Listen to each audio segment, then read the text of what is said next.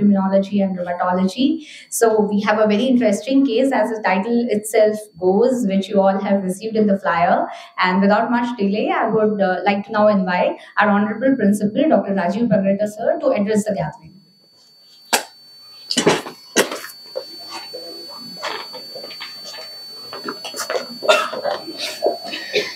Good afternoon, everyone. We also have some guests around, esteemed teachers, my colleagues, dear students, and of course the team CPC, which is working so hard over the last few months to restore the academic exercise.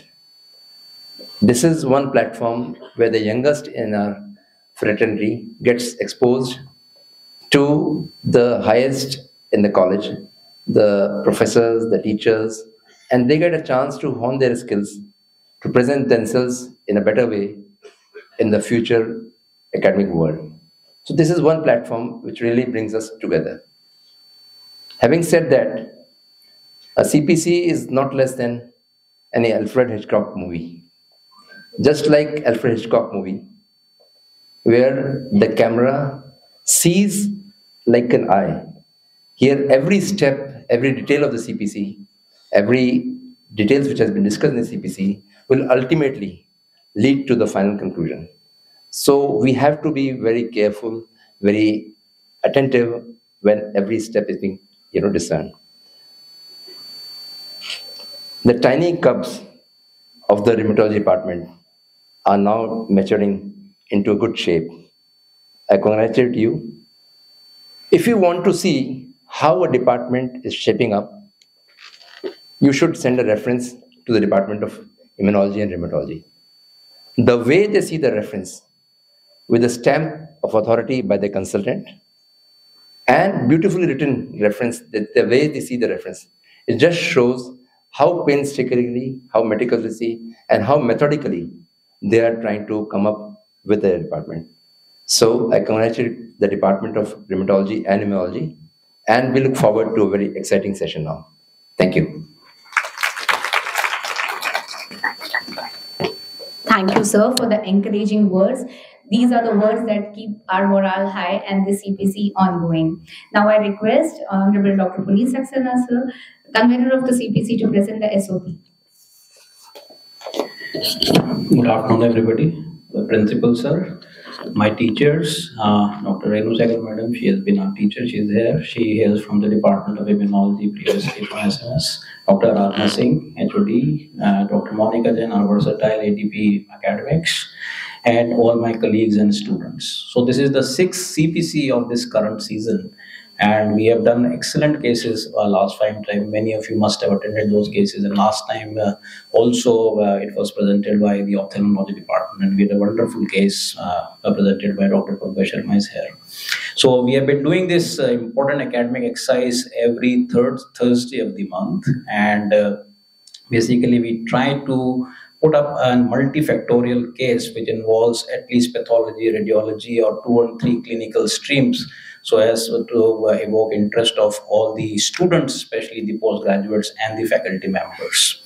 And I'm proud to say that we have been doing very excellent cases, rare cases up till now, and I hope that today's case will also be in the same position.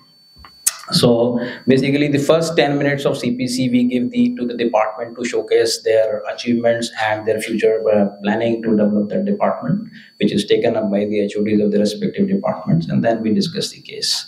We are also giving the YouTube link on the website of the college so as to see this case later on, those who miss it. And probably I just discussed with principal sir that probably we'll be printing a book also after a year for all these cases, for CPC cases, as has been done in other institutes, and I think that would be a very good, handy thing for the postgraduates. So now I invite Dr. Aradhana Singh. The next CPC would be on 21st of March, and it would be by Department of Obs and Gynae. So if somebody is present from Obs and Gynae, madam. Yes, madam. Yeah, madam Nagar is there, so please take a note of it. Thank you very much. Thank you, sir. Now I request Dr. Aradhana Singh, ma'am, Head of Department of Immunology and Rheumatology, to give us a bird's eye view of this lovely department that's still growing. A very good afternoon to you all, and it's a matter of great happiness for me because after presenting so many CPs as primary presenter, primary discussant, now I'm presenting my department. So it gives me a real pleasure. So ours is a new department, everyone knows, and we have a very small little family, as you can see. Myself as head, Dr. Avinash Jain as AP, Dr. Rashi Maheshwari as AP, and we have two very efficient SRs, Dr. Nagashri and Dr. Aditi. So our past, present, and future was very good. The clinic, rather the rheumatological practice was started as we were told by Dr. Kunal Kothari, who is a very senior physician. So he started that within the Department of Medicine. It was followed by Dr. D.S. Mathur sir. He started weekly clinic in rheumatology. Then came Dr. Renu Sehgal ma'am as head, and as a unit head, she started individual weekly clinic in rheumatology, and she took rheumatology at a very national level, and everyone knows rheumatology Rajasthan as okay. Dr. Renu Sehgal ma'am hai wahan pe. So we are so proud to have her here today. Then Dr. P.D. Meena sir, Dr. Wadhwani sir, then Dr. R.N. Yadav sir. They carry the legacy, and they kept going with weekly OPDs in rheumatology. Then I joined SMS in 2014 as AP. Then I again started this weekly OPD. And in 2021, 30th December, the seed was sown, which was initially take a shape of a tree, and a separate department was created. And Department of Rheumatology, actually, it is truly an Indian in essence. We have got the faculty and SRs from all the corners of India, like North, West, East, South, and even Central. So we come all the corners of India. So Rashi is from West Bengal, two SRs, one from Maharashtra and Karnataka. Avinash is from Rajasthan, and myself from Dehradun. So it's like truly Indian. Regarding the relevance of clinical immunology and rheumatology, we all know that musculoskeletal disorders has gained the second position in making a person disabled. And if you see the number of rheumatology, they are very few, and we don't even want to calculate per patient ratio. There are very few seats all over India, very, very few seats, and that too in few colleges only. And total, if we see, it's only 50 cases, 50 DM candidates. So that's a disparity. That's why, I'm seeing so many physicians and so many budding physicians, I would say. So they should see this. So if NMC approve RCs, then probably SMS will become the first teaching institute of Rajasthan, or maybe in northern part of India in a government sector. Scope of immunology and rheumatology, we all know it is very high, as we have seen the ratio of the doctors and the rheumatologists. It is very high, and every day the cases are increasing. And since COVID, the relevance has become all the more important. So we have more than 150 diseases. It's not only arthritis, it's like connective tissue disease, inflammatory, non-inflammatory, then primary immunodeficiency diseases, then arthritis associated with paraneoplastic disease, endocrine diseases, and FMS even. They see that it can be a part of rheumatological diseases.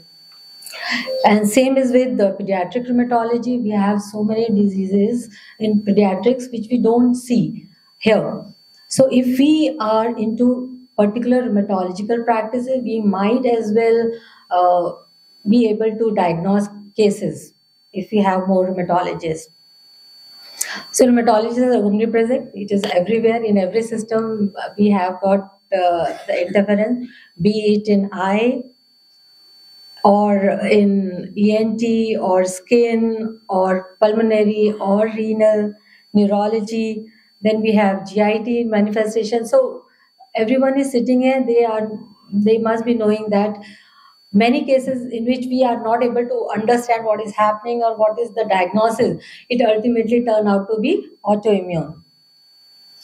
Then we have maternal health intrusion, then kidneys, heart, everywhere there is a chance of rheumatologists. So that is a message for the residents. So pursue this department as.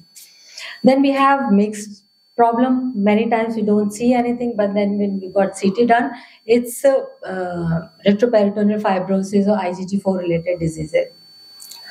Then patient can come with only puffy hands, maybe skin may like PGs, pyoderma gangrenosum skin, then to 5 we all know that, then eyes, skin, parotids, and many times the reward is actually very promising. So this girl, you can see the face that she came and with clarity she achieved now, and she's a beautiful grown up girl now. So if we don't diagnose the case, if we don't treat it, the things might go wrong this way. So these are all quackeries, like someone has tied hot rope on the swollen knee. So you can see that the rashes are there. So regarding our department, sir has already pointed out the strength. Yes, I really want to take the pride in it that our references are the one which need to be, read, and we have made this a format which our faculty and they follow, and we are very clear about, because at a particular level we all know we are at an equal step. So if we are taking reference from someone else, that means we want to know something else about that. So if we write like, okay, correct anemia, correct CPC, or so that is not going to make us wise. So that is our really strength. And the real strength is, to tell you the truth, is my faculty. our Jain has almost 4 years from now, and we all know about him. He's a very smart, intelligent doctor, very tech savvy, and like from drafting, writing, typing, taking prints for the office, he does everything, because earlier we do not have any help, but now by the help of sir we have this thing. And second is Rashi. She is the best thing which can happen to me as a head. If you are taking round with Dr. Rashi, so you need to be well hydrated, well fed, and you need to have very good pair of shoes, no heels, because she makes you stand half an hour on every patient. She takes every, बहुत details में देखती है. तो I am so grateful to have these two faculties with me. Regarding OPD, we have 20,000, 22, then rose to almost 40,000, and by January we have 2,700, and same is IPD, we are ever increasing IPD, and in January we have 206 right now. This is our OPD. This is our the usual scenario of any OPDs we have. Then this is our procedure room, where we have intra-articular injections, synovial fluid aspiration, subcutaneous injections, biologicals we do over here. Then we have a near-fold capsuloscope. Baba Shah donated us, so we are doing that also. This is our newly created ward, IBD 4E ward. Then this is our family and rotating visitors, like I call them flamingos, they come and go. So we are thankful to the medicine department who gives 3 residents every month on monthly basis. This is our extended family, our rheumatologist of Rajasthan with us. We have got a lot of achievements like everyone is having, so I don't want to boast that, but yes, we are having a lot of achievements in form of orations, in form of awards and all. And then we have Jeev Daya Foundation, which gives around 20 lakhs of injection for the poor patients every time we write that. Then we have got many collaborative projects going on with WHO, ISMR, ICMR, and the registries. Then we have Wall of Hope, which was being inaugurated by our Honorable Principal Sir and MS Sir, where you can donate your clothes, utensils, shoes, and which can be taken away by the needy person. Then we conduct a number of public awareness program. And we find that collaboration is the key. We have Antadwani Spa support group, rheumatoid arthritis support group, lupus, and we also believe in multidisciplinary approach. So whenever we got stuck in some kind of diagnosis, so we call all the concerned department and we discuss this. Like you can see this. And the best part of this picture is you can see the child-like or a student-like curiosity by such senior faculties. Then multiple time we have done this patient education program. So these are the few pictures of those programs. And principal sir is always very kind to spare his valuable time. So every time we call, so he is always there to support us. So many times we have fun with resident, and many times it's like academics, like we call Dr. Kundu sir. He was like their dream author, so they really enjoyed interacting with him. So I don't know why I have put this picture. It's just that I like this film. I was seeing a patient, and then attendant son, he just came very close to me and he started leaning on me. Probably he was feeling comfortable because I was seeing his mother. So someone clicked that pic. So future-wise, it is our new department coming up. Old gastro ward has been allotted to us. Then we are planning to separate all the OPDs like lupus OPD and arthritis OPD or Sjogren and rheumatoid arthritis OPD. We are planning to separate that. And then immunology lab, we are planning for all the, state of the art for primary immunodeficiency workup and nephrometer and flow cytometer. Procedure, of course, we are planning all these procedures we would be doing in our lab. Then we are planning to start DM training once NMC has approved, and we are planning to start that also along with other this thing, establish a musculoskeletal USG center. Then research, of course, is always a part of any department, so we are also doing that along with tele-rheumatology. We are planning to that. Then a word of gratitude to the Department of Medicine for giving us resident to help them to help us out. The Department of Radiology for doing musculoskeletal ultrasound for us. Then microbiology lab, they do ANA for us. And of course, the pathology department for reading biopsies for us. Thank you very much.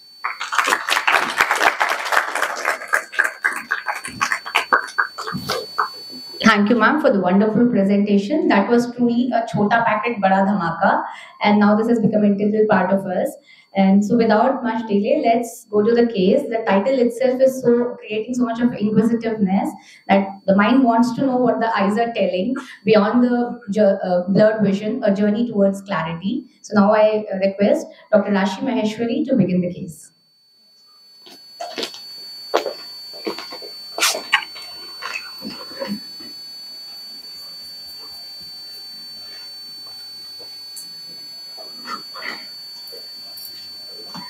So a very good afternoon to all.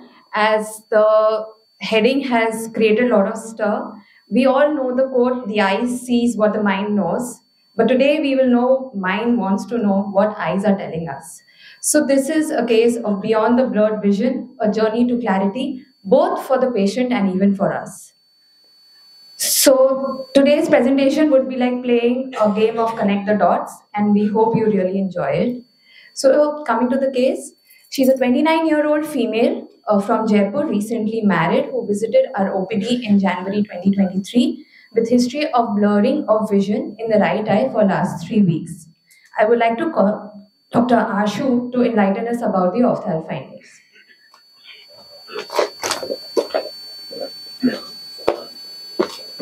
Thank you, Dr. Ashi. Good afternoon, everyone.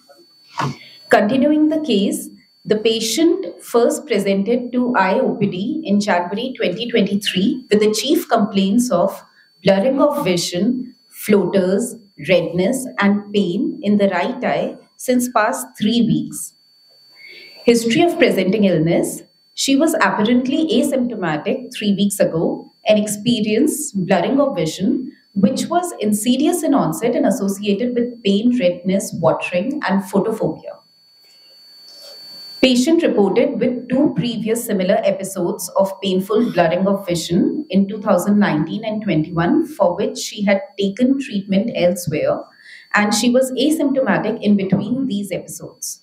There was no other significant ocular or systemic history.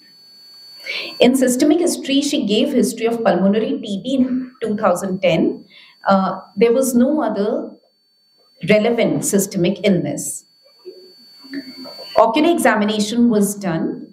The lids and adnexae were normal. In the conjunctiva, there was a circumcorneal congestion in the right eye. In the left eye, it was normal. Cornea fine keratic precipitates were present, which were suggestive of non-granulomatous uveitis in inferior half of cornea. Also, in the right eye, in anterior chamber, +2 cells and flare were present on a slit lamp examination. Left eye, these findings were normal. In the right eye, on slit lamp examination, filiform posterior synechiae was seen at 6 o'clock and 8 o'clock position, and also on dilatation, the pupil was irregular and festooned due to filiform synechiae.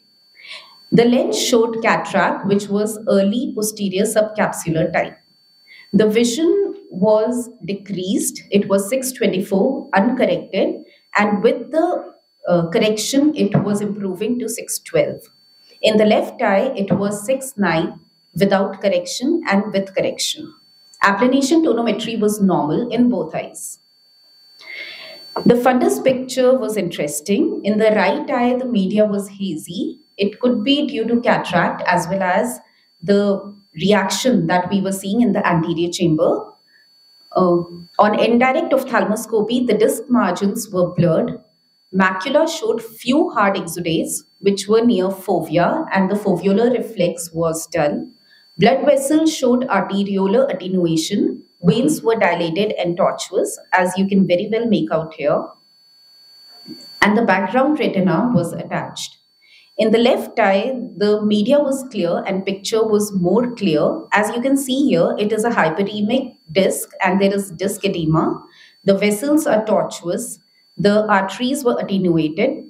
There was a macular fan which was present near the fovea, and the foveolar reflex was dull.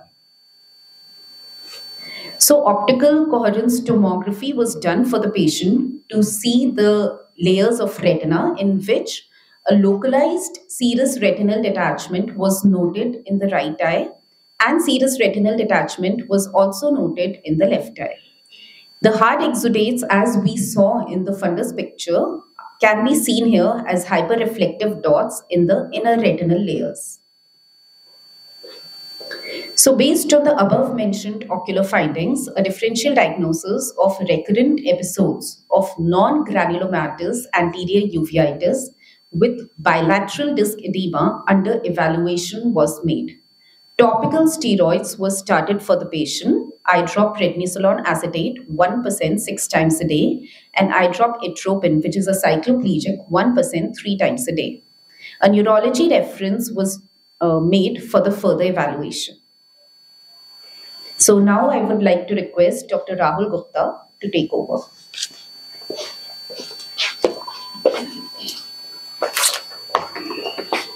Thank you, Dr. Sir. Good afternoon, everyone. So the patient came to us with this finding of uveitis with background history of recurrent uveitis and the ophthalmological finding, that is disc edema or papillitis-like feature. So as the patient was not having any features related to our specialty like headache, vomiting, or altered sensorium or seizure, but however he was having bilateral disc edema on her fundus examination. So for that, we advised patient, as the patient was not having any hardcore signs or symptoms related to our specialty, so she denied for admission. And we directly went for MRI brain and MRI spine to see any things related to raised ICT or papillitis, the reason for that. So what we saw, so there was from top to bottom in brain imaging, there was subcortical white matter finding, white matter abnormality, both subcortical region as well as periventricular region. Here, the white matter edema was there in periventricular region. Here, the basal ganglia as well as bilateral thalamic. That was asymmetrical, more on right side and as compared to left side. Further, bottom image showed asymmetrical involvement of thalamus, midbrain, right side more inward as compared to left side. And on GRE, there was no blooming. That suggests that there was no microhemorrhages. On ADC, there was no restriction. One more thing that we was seeing here, that optic nerves were dilated and tortuous, and the surrounding subarachnoid space was dilated. That we commonly see in raised ICT. We also advised VEP that was normal both on right as well as left, around 106 P100 latency on both sides. So, as the patient was asymptomatic from our side, apart from her uveitis on right side, normal MRI brain, normal MRI spine, abnormal MRI brain that was asymptomatic. So we first advised her, we commonly see these abnormality in MRI brain in primary demyelinating disorder like multiple sclerosis or neuromyelitis optica or MOGAD, that is myelin oligodendrocyte associated disease. We commonly see, so we advise her for these two antibody, that is NMO and MOG, but we found both of these were negative, so we ruled out NMO and MS, and the patient was totally asymptomatic as compared to these MRI finding. So the keeping recurrent uveitis with this asymptomatic radiological finding, we kept two more differential diagnoses, that is neurosarcoidosis or neurovations. So we advise patient for admission and for CSF examination, but as the patient was not having much, so denied for admission. So we took a rheumatology opinion for further clarify the case. Rheumatology. So thank you, Dr. Ashu and Dr. Rahul. So now the journey of this patient in SMS was like, first she visited the opthal OPD, where they made the diagnosis of recurrent right eye anterior uveitis with bilateral disc edema. Then she went to the neurology OPD, where she was advised admission, and the workup, as I've already been described, were negative for anti-MOG and anti-aquaporin 4, like the multiple sclerosis and NMO spectrum disorder was ruled out, and she was not willing for CSF study. So now she came to our OPD. So the history in our OPD, so her history was like, she complained of acute onset blurring of vision in the right eye. It was associated with pain, redness, and photophobia, but no history of any headache or similar complaints in the other eye. Now, her previous episodes, her first episode occurred in August 2019 when her vision had dropped to 6/80, and she had taken topical and oral steroids, and she said it improved within 2 weeks. Then in March 2021, she again had another episode. She visited an ophthalmologist outside. Vision was 6/60, took topical steroids, and it improved. So what is the approach for autoimmune uveitis? First we see whether it is unilateral or bilateral. So in our case, it was unilateral. Whether it is acute, subacute, or chronic, the duration was less than 3 weeks, so we kept it as acute. Whether it was anterior, posterior, or panuveitis, so in our case, with the help of ophthalmology, we know that it was anterior uveitis, and it was non-granulomatous. Whether it is recurrent or persistent, so for her, it is a recurrent uveitis. And the associated feature was that it showed rapid response to topical and oral steroids. So we were dealing with a case of recurrent unilateral anterior uveitis, which was non-granulomatous. So these are the list of diseases that come to our mind in our OPD when we see a case of uveitis. That is spondyloarthritis, which includes ankylosing spondylitis, psoriatic arthritis, inflammatory bowel disease associated, and isolated HLA-B27 associated uveitis. Then there is juvenile idiopathic arthritis, sarcoidosis, Behçet disease, systemic lupus erythematosus, vasculitis, and multiple sclerosis, and some atypical causes like tenofamilial granulomatous synovitis, NOMIT, and VKH syndrome. And the causes for disc edema that go through our mind, optic neuritis, that is multiple sclerosis NMO spectrum, which has already been ruled out, sarcoidosis, lupus, Sjogren, and raised intracranial tension.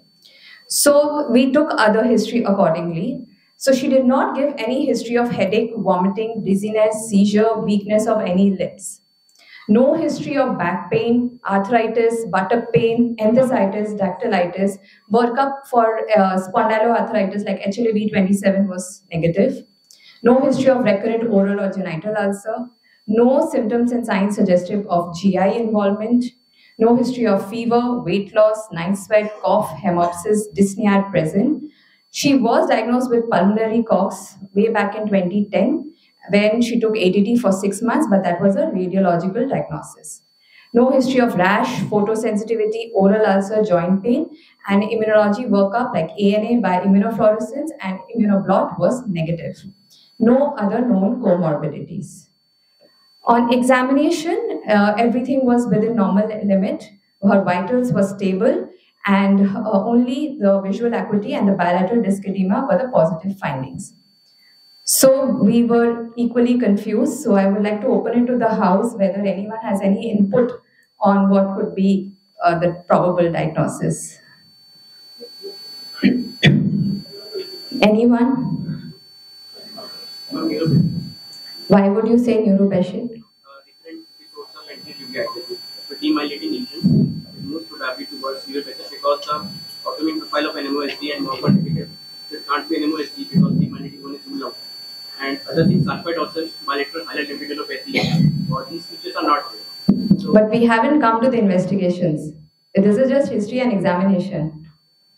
It is more likely neuropathics because it can't be sarcoidosis or neuropathics. These two possibilities can be there. Okay, anyone else? Any bruit was there? No, sir. All pulses were palpable, no bruit. Yes, sir. Looking to the age and sex of the patient, we want to rule out the lupus also. Yes, sir. Investigation, urine and other things will be important. Okay, sir. So let's move on to the investigation as everyone is waiting for that. So,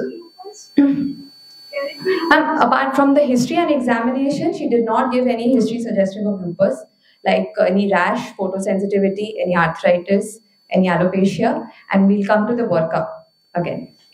So moving to the routine investigations, the only abnormal investigation that we found was her ESR was 75, ALP was mildly elevated at 181, and she had a low calcium and vitamin D level, and urine routine was normal. Special investigations from our OPD showed that rheumatoid factor was negative, ANA by IF and blot was negative, serum ACE level was normal, 24 hours urine calcium level was normal, her viral markers were non-reactive, and HLA-B27, as I've already mentioned, was negative, and MAN2 was 15 into 15 millimeter. So I would like to call Dr. Avinash to do the discussion.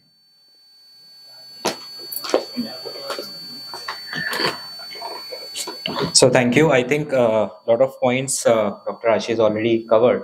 Basically, what we are looking at is, if I have to summarize, it is uveitis, recurrent uveitis, anterior, raised ESR, subcortical involvement with MT positivity.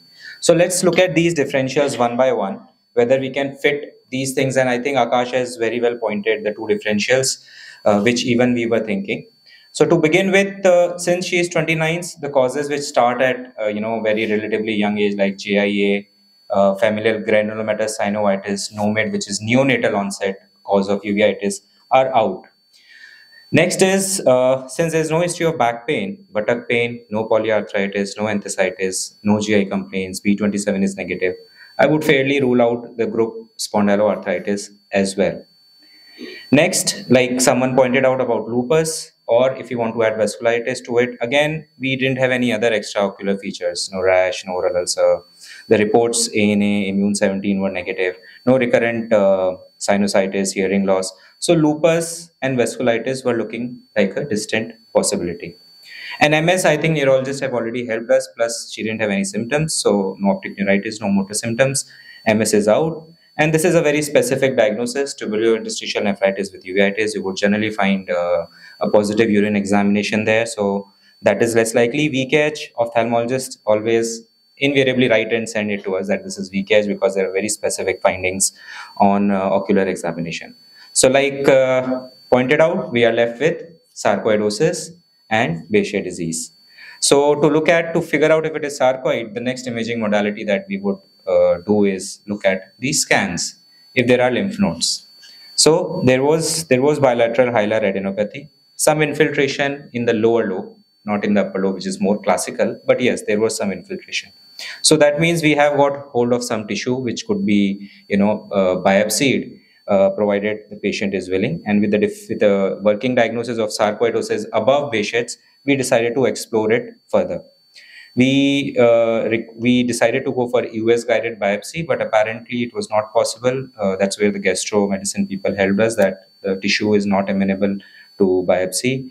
Then fiber optic bronchoscope guided biopsy was advised, and in the meantime, we had started her on 0.5 mg per kg steroid, 20 mg for her recurrent acute anterior uveitis.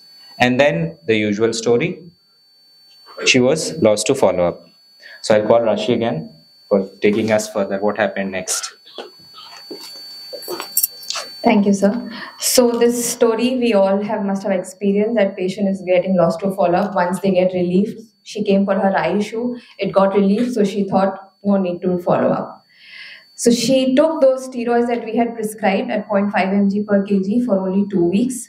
And meanwhile, she did get the fiber optic guided lymph node biopsy done from outside, and it was suggestive of chronic inflammatory changes. Everything else was inconclusive. This time again, that is in April 2023, she came with history of fatigue and new episode of similar blurring of vision in the right eye. So every time she presents to the doctor only with a blurring of vision.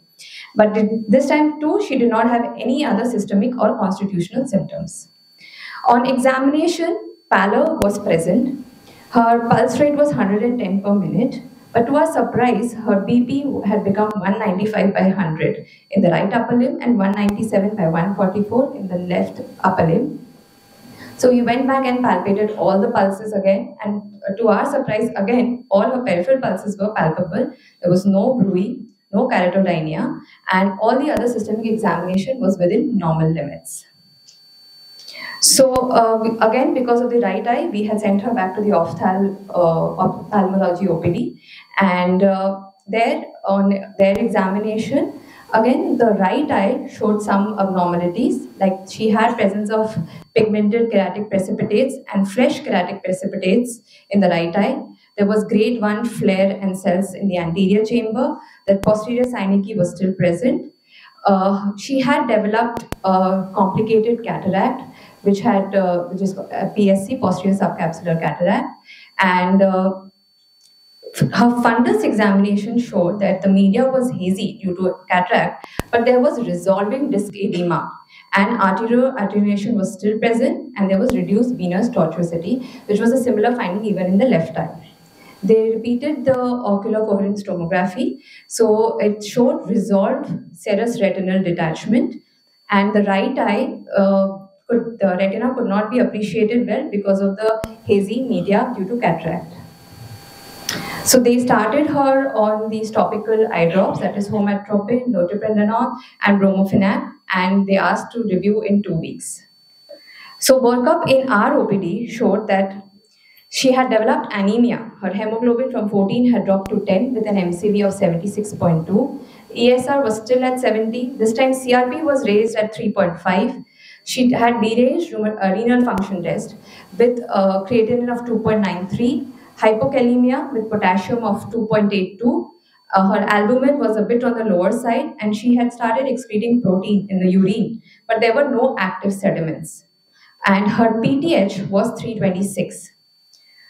So working up for her hypertension and to rule out other endocrine causes, we got a plasma renin done, which was normal. Aldosterone was slightly elevated at 53.7. Cortisol was normal. C3, C4 normal. And on quantifying the urine protein, it came out to be almost 2 grams. But 2D echo was within normal limit. USG KUB did show a right shrunken kidney with MRD grade 4, and the size was almost 6.6 into 1.9 centimeter. The left side of the kidney was also showed MRD grade 3. but the size was preserved. And we took the nephrology opinion and they advised conservative management. So working up again for the hypertension, we went ahead with an MR angio of the aorta and its branches with vessel wall imaging. And I would like to call Dr. Pankaj to enlighten us about those findings.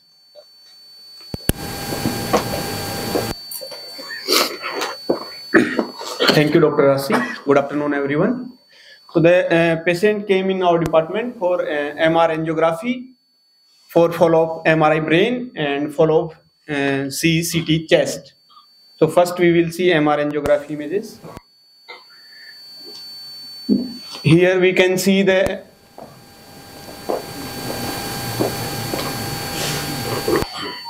ascending aorta, arch of aorta, and the abdominal aorta are dilated. And in these images, we can see the wall thickening involving the thoracic aorta, abdominal aorta. Here we can see the wall thickening in abdominal aorta, as well as the abdominal aorta is dilated. There is aneurysmal dilatation of abdominal aorta. And in these images, we can see the SMA and both renal arteries are arising from the dilated portion of the abdominal aorta. And there is marked attenuation of the caliber of the both renal arteries from their origin. And then the repeat MRI brain images. So above row is the previous scan, and the below row is from the April 2023 scan. So here we can clearly see that the hyperintense signal in the brain have markedly decreased in subcortical region, in periventricular white matter, as well as in bilateral thalami, and in external capsule on the left side, as well as the hyperintense signal in the pons has also reduced.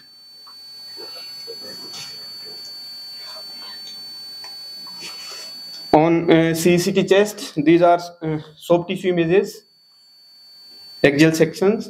Here we can see the fibrotic changes in the upper lobe on the left side, as well as few calcification.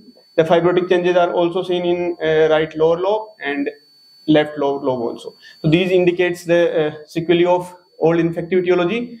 Other than the fibrotic changes, here we can see the soft tissue nodules in right lower lobe. The nodules are also seen in left lower lobe. On lung window, we can see adjacent interstitial thickening. On these are the coronal images. Again, we can see them. There are multiple soft tissue nodules on both sides in lower lobes. On contrast images, the nodules show enhancement. There were a few subcentimetric perivascular and subcarinal lymph nodes. So differentials for these enhancing bilateral varying size nodules are tuberculosis, fungal infection, and sarcoidosis. These are easily accessible for biopsy, so we advised CT guided biopsy. So I will hand over to Dr. Kalpana for further discussion.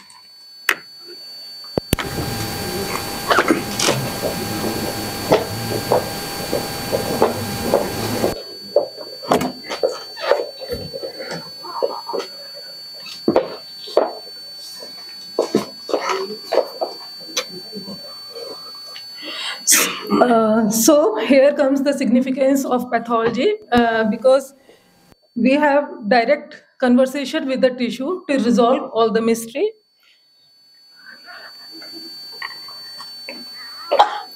Here we can see the tissue is looking very eager to explain about the whole story of RBT, that is etiopathogenesis. So for grossing, we have received CT-guided core biopsy from lung. Those were two linear cores measuring 0.4 and 1.5 centimeter in size. And during microscopy, we have found that all the findings were in favor of granulomatous pathology, possibly of tubercular in origin. In this lower magnification view, we can see that this is the wide area of caseous necrosis and only a thin rim of viable tissue we have received. In this higher magnification view, we can see that this is amorphous granular eosinophilic material, which usually gives a cheesy appearance on grossing, and it is a caseous necrotic zone. So, under this field, we can focus on this viable portion, which is composed of these blue dots are lymphocytes admixed with slipper-like cells. These are plump, elongated epithelioid cells, which are meant especially for granulomatous reaction. And much slimmer elongated cells are fibroblasts. And here in this zone, there is attempt is ongoing for formation of Langerhans type of giant cells. And again, here in this focus also, we can see the area of caseous necrosis. So, the diagnosis is granulomatous pathology, tubercular in origin. If we go for differential diagnosis in this present scenario, they can be fungal or sarcoidotic nodule other than tubercular, but the major difference between these is that in tubercular we found that soft granulomas, that is caseous necrosis, while in these usually there is non-caseating or hard granulomas. And as so far the discussion, that is the clinical and radiological findings, the diagnosis kept was sarcoidosis. And the major difference yes, it could be a sarcoidotic nodule because it also has an autoimmune relationship. But if we go for microscopic examination further, then we can resolve this mystery also that in the sarcoidosis, usually there are confluent granulomas. Confluent means aggregation of more than one granuloma with fibroblastic rich population, that is more of fibroblastic reaction with admixture of macrophages and epithelioid cells with or without giant cells, but there is no area of caseation or any other kind of necrosis, while in the tuberculosis, even in this field, we can see that caseous necrosis is present with admixture of other cells, that is epithelioid cells, lymphocytes, and giant cells. So, in the tuberculosis, these are caseating granulomas or soft granulomas, while in sarcoidosis, they are hard granulomas. And so the diagnosis is tubercular pulmonitis, and as the patient is having the history of tuberculosis 10 years back, and presently she is having positive Montauk's test, which also supports our diagnosis. And I think one point was against this thing that AFB and PCR was negative. But in the reactivated cases of pulmonary tuberculosis, usually there is paucity of bacilli. So this could be an explanation for this. Thank you.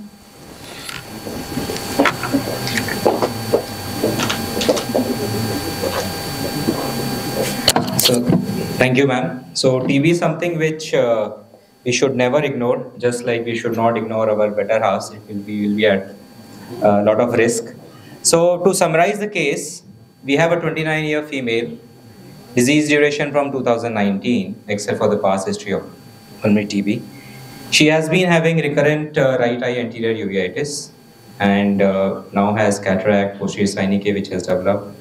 Recent onset hypertension, raised inflammatory markers, deranged renal function, hypokalemia, bilateral medical renal disease with decreased size of the kidneys, and a 24-hour urine protein which is showing 2.16 gram proteinuria with no active sediments.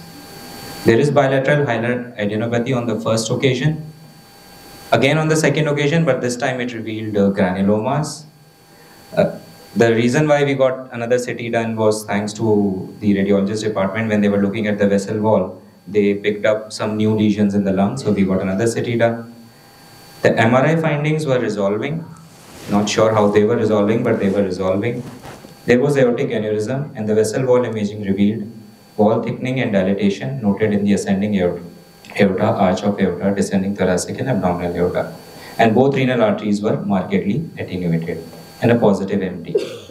So to sum it up, 29-year female, recurrent anterior uveitis, disc edema, new onset hypertension, renal dysfunction, raised acute phase reactants, involvement of large vessels on imaging, cageating necrosis on biopsy, resolving brain parenchymal lesions, and a past history of pulmonary TB. So let's take the differential, let's go organ-wise. Can we really explain everything by TB or one disease or not? So these are the organs which are involved. I think now it's time to take out our closest family member, which is our smartphone. We'll do a small quiz. You'll have to go to a website called as kahoot.it, K-A-H. I think the students can take out with their phones. We'll invite answers from you. K-A-H-O-O-T, kahoot.it. It's going to ask you for a pin. K-A-H-O-O-T.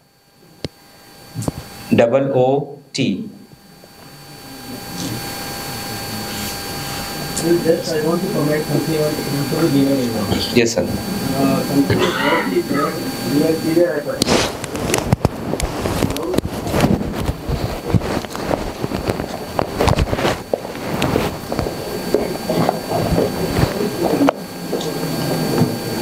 To start with that, she had hypocalcium is low. Usually, granulomatous disease, they have the hypertension. Correct, sir. Second thing is that she had a recent onset of severe hypertension. We must see the renal cause as a maybe the vascular parenchymal, which has not been done in this patient, which should be evaluated. Secondly, we cannot go through the like conservative management. When the patient has severe proteinuria, glomerular proteinuria, patient should have the kidney biopsy to see what is the pathological lesion and what is the cause of renal failure. This should have been evaluated in this patient to have why the cause of the increase in the creatinine disease. Secondly, the PTH is markedly elevated. That indicates possibly that when the creatinine normal at first instances may have the CKD stage 3 or second and 3. When the GFR dips less than 50, then only the patient can have the elevation of creatinine. Even at that time they can have elevation of PTH. So what the PTH is elevated because of the secondary hyperparathyroidism, which should also be included in this diagnosis. And the hypertension severely in the tuberculosis patients, usually they are not hypertension, young patients, we must evaluate the cause of hypertension and possibly I feel that kidney may be the cause of hypertension as the glomerular proteinuria is there more than 2 grams, which should have been included in the diagnosis and should have been evaluated, which has been neglected. We cannot say the conservative management of the nephrological opinion. I want to know the things because 2-gram proteinuria needs evaluation and a lot of things have been left in these patients for the final diagnosis. So, sir, very correctly pointed out, because of this new onset hypertension and bland proteinuria and hypertension, as we had shown, we got an MRI vessel wall imaging done, which covered renal arteries and they were attenuated, which means there was renal artery stenosis. We initially tried getting a Doppler done, but as we were told, the issue with Doppler with renal dysfunction is to comment on stenosis is not easy, but on the velocity it's easier. So the MRI vessel wall imaging had picked up renal artery stenosis as well as involvement of the other parts of the aorta. So now with that background information, we know probably where the source of hypertension is coming. The other secondary causes were also ruled out. We went ahead and did some endocrine causes, they were ruled out. Now so we had a discussion, and that time when we had the discussion, it was felt that since the renal dysfunction is there and we have picked up something on the vessel wall imaging, let's explore this further. If we do not get an answer, then we'll have to explain the patient about risk of doing a renal biopsy with that renal dysfunction, because the bleeding risk. The thing is that even the time we are doing the biopsy, usually the vascular event does not cause the proteinuria, severe proteinuria. Correct. So it has only the proteinuria, no active sediment is there. We must see in terms of the glomerular lesion. So 2 creatinine is not in a contraindication of the biopsy. That's true, sir. Documenting the renal artery stenosis does not mean that it is a cause of proteinuria. So renal artery stenosis never causes the proteinuric illness. Correct. It is the glomerular involvement should be there, and that should have been explored in this region. We cannot run away like this. Correct, sir. Point well taken, sir. If the patient now try first to go non-invasive, if we don't find anything on non-invasive, then we go for. Madam, tuberculosis never causes the proteinuria illness. It is maybe amyloidosis or anything. If amyloidosis is there, we should have picked up from the other side. So for the proteinuria, we must see the things what is the pathological reason which is causing all the documented artery stenosis does not mean to say there are two renal artery stenosis, renovascular hypertension. All the renal artery stenosis does not mean it is cause of renovascular hypertension. Renal artery stenosis, anatomical diagnosis, renovascular hypertension is physiological diagnosis. See, the patient had hypertension, we must documentation artery stenosis does not mean that it is causing the hypertension. Probably it may be the global region which is causing the hypertension. There could have been done a kidney biopsy which would show the pathological report like previous necrosis with the kidney also. If that was available, it would mean that... I think, sir and ma'am, point this is well taken. We should have gone ahead with a kidney biopsy because that bland proteinuria to explain only by hypertension is something is not reasonable. But as the case was building up, and as I will show, because we started moving closer to the diagnosis, and when we had started her on treatment, including improvement of her blood pressures, things had shown some improvement. The other issue with the patient has always been trying to, keep her with us. She would always run away if you have to ask her for one procedure, another procedure. So point well taken, sir. That was on our mind, and but because of the findings that we received, we decided to further follow the course, and I will be showing. So I think this is not playing. So what I'll do is raise of hands, maybe anyone who would like to say what could be the possible diagnosis here.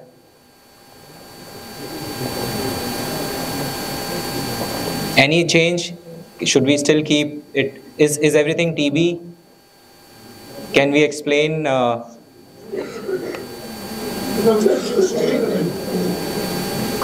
Yeah, I think, sir, this probably the net is slow. It is not playing here. So anyways, this was the question that I had put up. What do you think is the possible diagnosis? TB, sarcoid, Behçet, Takayasu arthritis. Let's discuss after chai and samosa. Tuberculosis. How many for tuberculosis? Okay. Any other diagnosis that you would like to? Takayasu. We have 1, 2 for Takayasu. 3, 4. Okay, correct. So I think, yeah. So taking each organ one by one, uveitis is relatively easy to explain. There are a lot of causes. Even TB can cause uveitis, but generally it is granulomatous. So that is something which was odd for it. For sarcoid, classically it is granulomatous, but if you look at Lofgren, 30 to 40% can be non-granulomatous uveitis. So if we only have to think of eye, then probably TB, Behçet, sarcoids are the differentials that we might want to keep. But when the vessel wall imaging came up, the hypertension that came up, we started thinking of Behçet more because that can have lots of arterial and venous involvement has been described. You name it and you will find a case report. But what is classical for Behçet's is it is infrarenal in most of the cases. There is always an associated venous territory which is getting involved. And it's more common in male and late in the disease. And the other odd point is it rarely has concentric wall thickening. That is, through and through diffusely in a concentric fashion, the aortic wall is getting thickened. That doesn't classically happen with Behçet's. TB, the classical teaching is direct extension. If there is a node there, a necrotic node there, or TB lying there, the adjacent vessel may show inflammation. It's almost unheard of to have such an extent of involvement because of tuberculosis. So there is association with Takayasu arthritis that has been described. Sarcoidosis, again, it's like patient searching Google. If we search PubMed, we will always find some or the other case reports. But what is important is what is more common that needs to be kept in mind. So if you looked at sarcoid, 10 cases have been reported. Again, the classical teaching is if there is aortitis, it is generally patchy. So if we bring in vessel wall imaging, the aneurysms and the thickened aorta, Takayasu arthritis is something which probably we have to consider here. Because the aorta involvement in case of TB is patchy or periaortic, non-concentric, infrarenal in Behçet's, and sarcoid it's very rare. And something that is staring at us is biopsy proven pulmonary TB, something that we cannot really ignore, even if the AFP and the TB PCR are negative. Just to take you through, just to complete the list, there are lung involvements which have been described in Bechet, but commonly it is with associated pulmonary artery involvement. And they have a wandering kind of findings in the Bechet. Sarcoid, bilateral hilar mediastinal nodes, and more perilymphatic, but the biopsy has kind of ruled it out. The only lung involvement that I know, the lung parenchymal involvement I know in Takayasu is actually tuberculosis. Otherwise, most of the lung involvements which have been described in Takayasu is in terms of vessels, in terms of ischemia. And there are lots of case reports of TB being the causative factor, one of the causating factor of causing this large vessel vasculitis.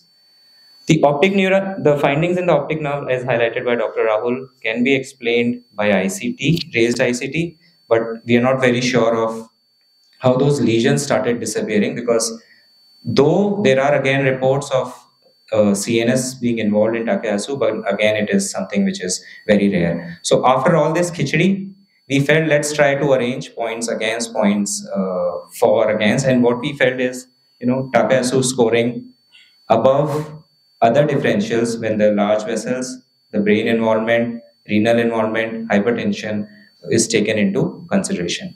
And this is what we thought, most likely this is large vessel vasculitis, Takayasu arthritis with biopsy proven pulmonary TB. And I think Mikito Takayasu would be really happy. He was an ophthalmologist, and that's how he picked up Takayasu, and that's how we managed to pick up Takayasu arthritis today. So he must be really happy. And if I have to take you through the classification, we would be able to classify her as Takayasu arthritis, the gender, 3 or more arterial territories getting involved, and abdominal aorta involvement with renal is +3. A score of 6 or more. This is again for students classification, not diagnostic criteria. And we all know about the large vessel involvement is classical for Takayasu. These are points for Takayasu.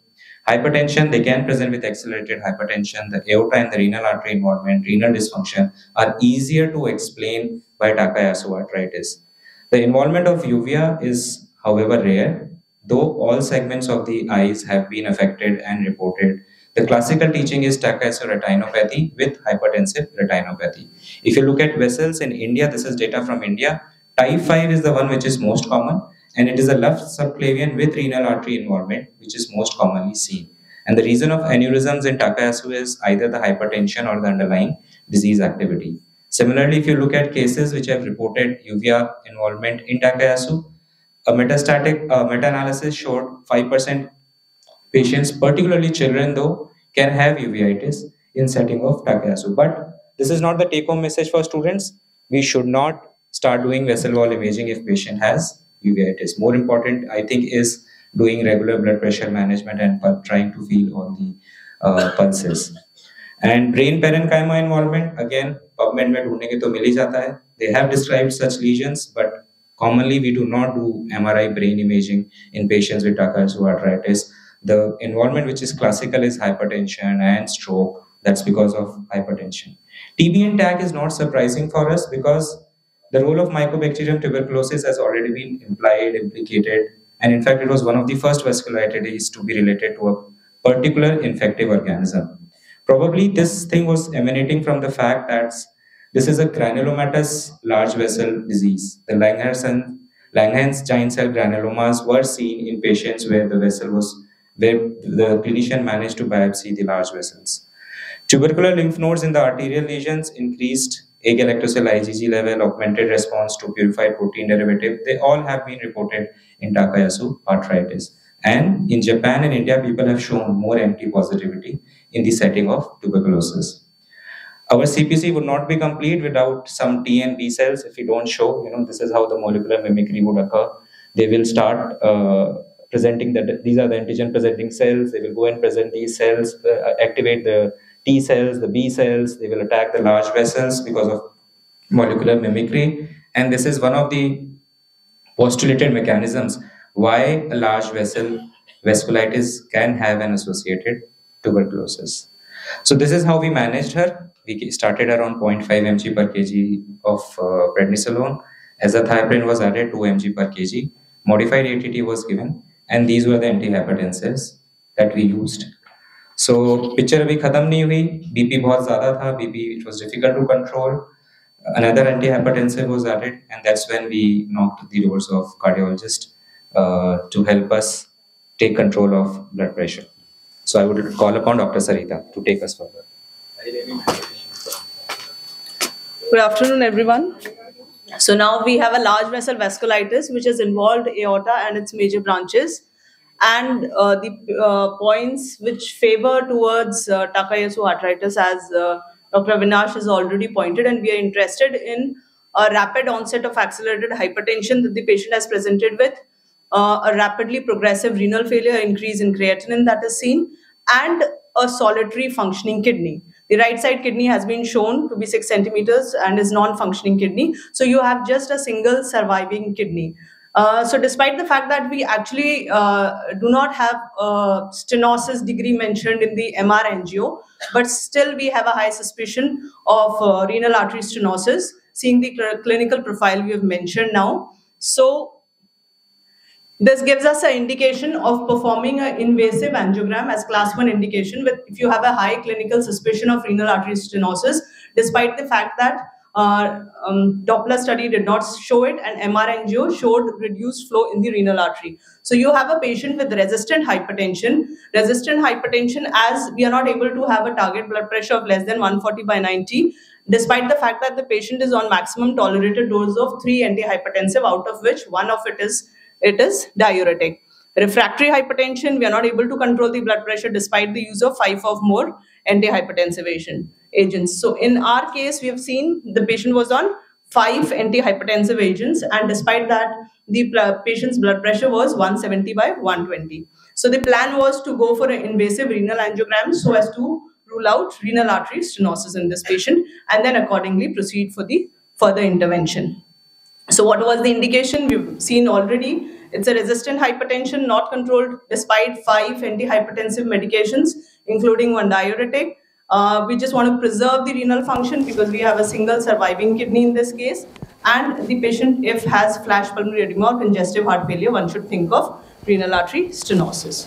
So this is the renal angiogram that was done with a diagnostic catheter. And this is left renal artery. And you can see a osteoproximal, approximately 80 to 90% stenosis of the renal artery. The right was not done because it's a non-functioning kidney. We don't want to give more and more contrast to the patient. So you can see the renal artery stenosis that is present in this patient. So seeing the clinical profile and the angiographic findings, now we plan to do a balloon angioplasty for the patient so that we relieve the stenosis and increase the kidney perfusion so that the kidney damage is also controlled and the blood pressure also we can control. So a guide was used to hook the renal arteries, then a routine workhorse wire, a PTC wire was inserted in the renal artery branch, and then we take a balloon. Then we inflate the balloon. Initially 2 into 12 mm balloon was used. Then 2.75 into 15 mm balloon was used, and it was inflated at 12 to 14 atmosphere pressure. The basic purpose of doing this is just to increase the renal perfusion. So now in this image, as it can be clearly seen, now you are able to see the branching, the segmental, interlobular, lobular, arcuate branching of the renal artery, and a perfusion has been increased.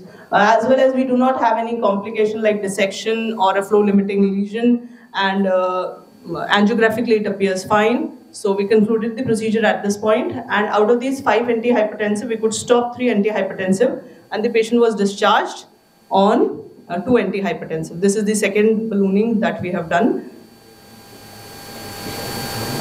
This is the final angiogram shoot. So I'll hand over again to Dr. Avinash.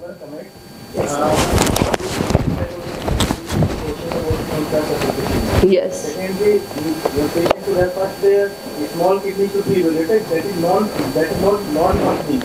Maybe it is low functioning because the low decreased size of the kidney is possibly that the hypoperfusion in the ischemic nephropathy is acting on that side. First, we should have done the angiography of the small kidney. Maybe the basic that is also contributing to the hypertension. There are 2 aids. preserving the renal function and controlling the hypertension. So small kidney should be first evaluated, then only you should have gone to the other side, because you are injecting the contrast with the relatively normal kidney. So visualization of that kidney could not be seen in the angiography, MR angiography. We could not see a streak or a flow going into that. So if it is 100% and the kidney is atrophied, it is 6 centimeter, so there is no point in doing that. So there are two aims: controlling the hypertension. Maybe that small blood is going there, and that is producing the high renal hypertension. And nephrectomy may be the yes, nephrectomy is an option. Very true. If it is non-functioning kidney. Angiography of that particular side. Even the small blood flow in that particular side may be sufficient to stimulate the renal, and that may be the culprit for causing the hypertension. And it may be better controlled with the elimination of the stenosis or elimination of the kidney on the small side. No, sir. First, we should, if it is 100% stenosis of the renal artery and the kidney sizes are small, there is no indication of going to preserving that function. Rather, you should think of the functioning kidney and you have a significant 90% stenosis with a high gradient across the lesion. So the concept goes that first you preserve the kidney which is functioning. Clinically, we are expecting that to be the functioning kidney. Without angiography, the blood is not going in that particular. Sir, MR angio shoots do not show a streak of blood also going in that direction actually. I just wanted to add, I think the brain changes can be attributed to stress on MRI.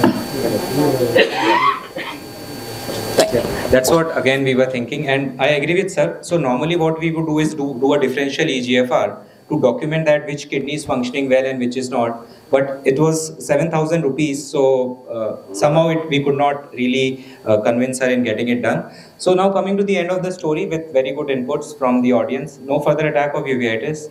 The renal function has been stabilized around 2.5. Her BP initially was being managed with 2 antihypertensive, though lately she is again needing 3 antihypertensive. ATT has been completed and stopped, steroids being tapered, and azathioprine is being continued at 100 mg per day.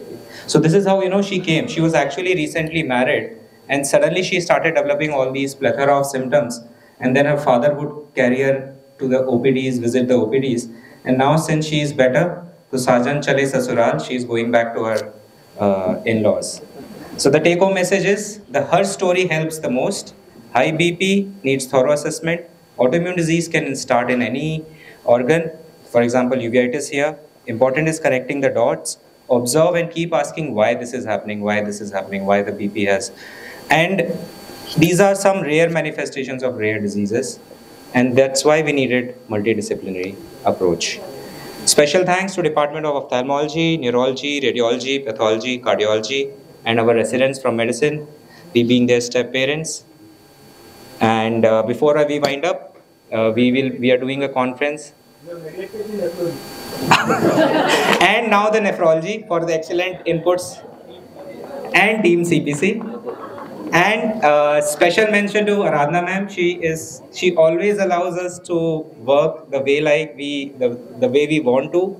It's difficult to get such zero ego head of departments who allow us to flourish. So return tareef to karni thi.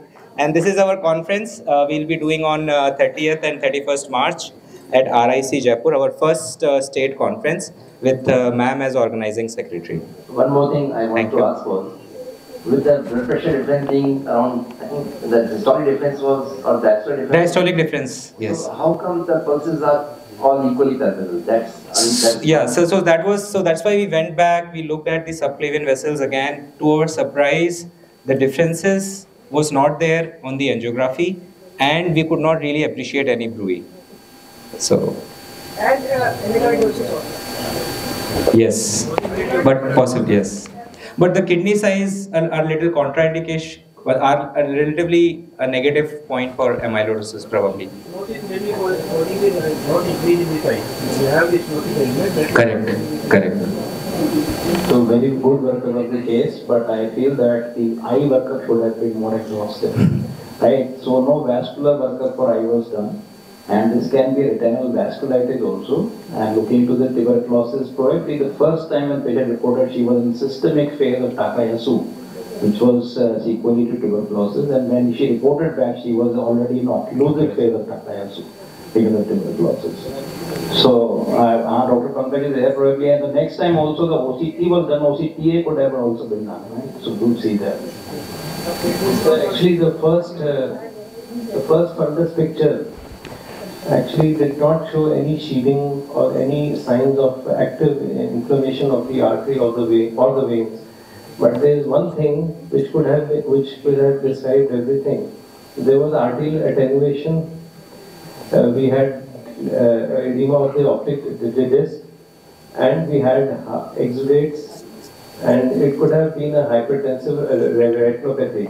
And there was a serious retinal detachment also that could have been explained on the blood pressure. I know, I think the BP was not taken at that time in the IOPD.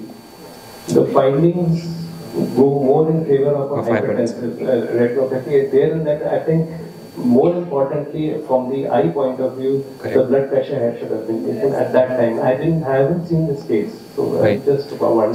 So we had taken the blood pressure, so that's why we were also, when in April suddenly the BP was around 190s, we thought we should go back, look at every notes. Did we miss measuring did we write wrongly the blood pressure? But most of the recordings which were documented were normal. So probably there was some accelerated phase which had happened. And then we also thought, can we explain these retina findings which were there by Takayasu retinopathy? But then those kind of SLs were not involved. So again, the typical thing is that wreath-like anastomosis, malformation around the disc, which is not there. Yes. The one which was described by Takayasu. Yes, exactly. Yes. I've seen two such cases when I was in the RP center. I've seen two such cases, and it is a beautiful picture. The AV, this malformation is just like the flower petal around the disc, usually unilateral. And it is due to retinal ischemia. Retinal ischemia. It happens many times. You don't find everything classical in the case, and this has happened in this case also. And it's not looking like classical Takayasu also. It does not fit the criteria of Takayasu in that way. But looking to the scenario, that is the best explanation.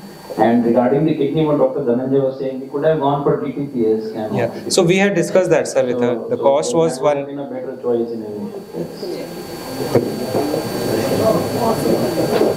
So basically we have come to the end of today's brainstorming CPC. Thank you all. I'll produce a quick vote of thanks because I don't want that anybody should invite me and I should propose it because it was an exhaustive session. My heartiest congratulations to the Department of Clinical Immunology and Rheumatology. You have done an excellent job with your team, and I want to thank again the CPC convener, Dr. Saxena, for giving all the inputs and the entire team of CPC.